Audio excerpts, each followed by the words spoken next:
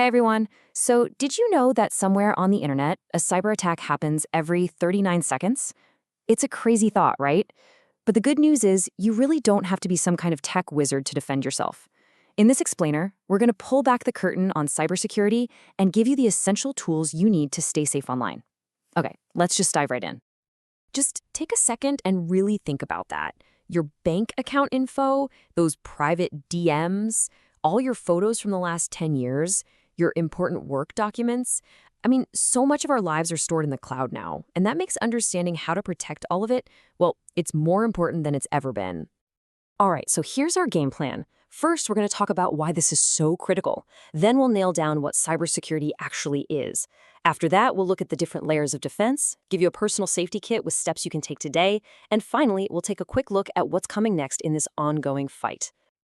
To really get why cybersecurity matters, you got to understand the threats we're all up against. So welcome to what I like to call the digital danger zone. Okay, so this list might look a little intimidating. And you know what? We don't have time to get into every single one of these today, like SQL injections or social engineering. But we are going to focus on the big three that you are most likely to run into. That's malware, phishing, and ransomware. So first up, we've got malware. The best way to think of this is like the Swiss Army knife for cybercriminals. It could be a virus that just crashes your computer, or maybe it's spyware that's secretly logging everything you type, or even adware that just spams you with pop-ups. Basically, it's any piece of software that was specifically designed to cause you problems. And then there's phishing. Now, this is less about hacking a computer and way more about hacking a person. It is all about deception. You get an email, and it looks totally legit. Maybe it's from your bank or Netflix or something. But it's a really clever fake. It's designed to trick you into handing over your password or your credit card info. And that leads us to ransomware. And this stuff, it is particularly nasty. It's a kind of malware that basically holds your files hostage. It encrypts everything, your photos, your documents, all of it, and then demands a payment, a ransom, to get it back. And with the average ransom demand now hitting thousands of dollars, the consequences can be absolutely devastating. Okay, enough of the scary stuff.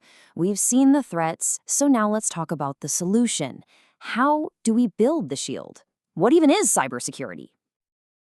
I really like this definition from the tech company Cisco. It gets right to the point. It's not just a single thing, it's a whole practice. It's this active, constant effort to protect every single part of our digital lives, from our own laptops to the gigantic networks that pretty much power the entire world. Let's break that down into 4 main goals.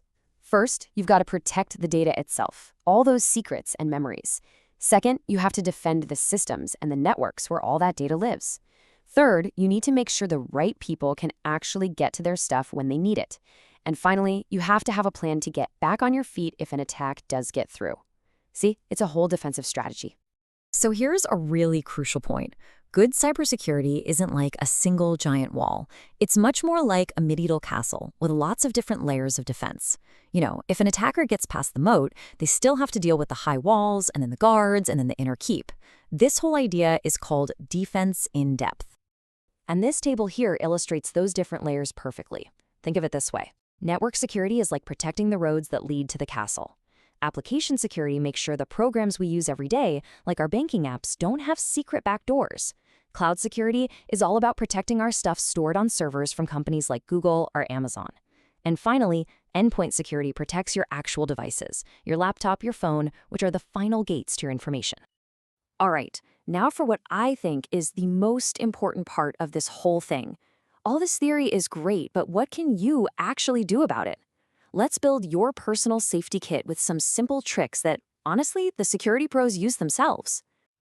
Here are 3 of the most powerful things you can do right now.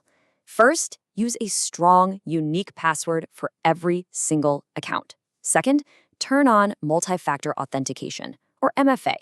That just means you need a second piece of proof to log in, like a code sent to your phone. It's combining something you know, your password, with something you have, your phone.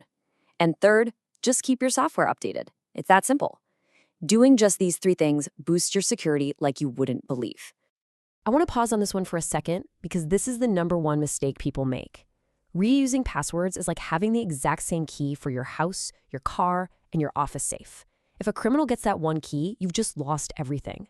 A data breach at some random website you forgot you signed up for could suddenly compromise your entire digital life. It is that serious.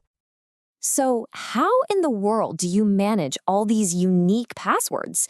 The answer is simple. Use a password manager. It's like a super secure digital vault that creates and stores all these complex passwords for you. All you have to do is remember one single master password. And please, please avoid using things like your pet's name or your birthday. And our final tip here brings us full circle, right back to phishing. The #1 rule is just be skeptical. If an email, even if it's from a friend, feels a little off or is trying to make you panic and click a link, just pause for a second. It's totally possible their account was hacked. A healthy dose of suspicion is honestly your best friend online. So, we've covered the threats, the defenses, and your personal toolkit. But this whole field is not standing still. This fight is constantly changing. So, what's on the horizon? What does the future hold?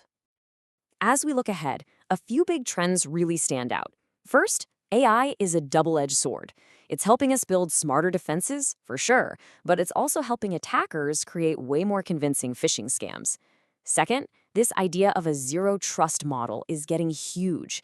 That just means security systems are being designed with the assumption that a breach is not a matter of if, but when. And of course, ransomware and cloud security are going to continue to be major battlegrounds. And that really leaves us with the big question, doesn't it? It is a constant cat and mouse game. As our defenses get stronger, the attackers just find new ways to break them. But the one thing that's for sure is that the single most important layer of security always will be you, the informed, vigilant user. Thanks so much for tuning in.